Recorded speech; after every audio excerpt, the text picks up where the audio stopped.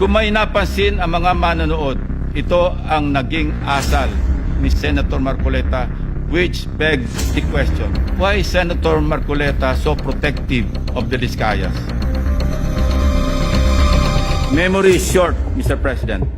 With that said, and with your indulgence, let me refresh our memory on the historical background of the animosities why the gentleman from Tarlac and Pampanga, Senator Rodante Marcoleta, has become so obsessed that he had to resort to rigorous stalking of all my interviews and social media updates, nitpicking from every statement I uttered, and tricking this august chamber to cry foul, armed with nothing but his draining litany.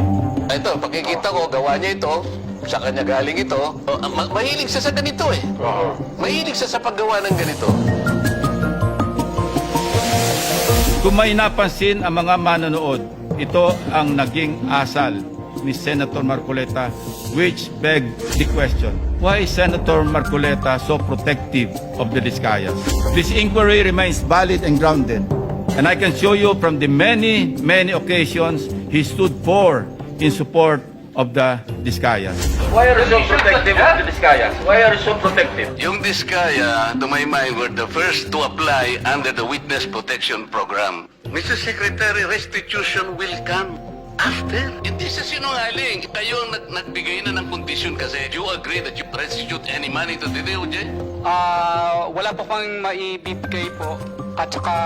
Yun na nga, because wala kang maibigay, hindi kanya ipoprocess under the Witness Protection Program. Is that not correct? Na kailangang magsoli po sila ng mga nakulimpat nila, which to my mind is not correct.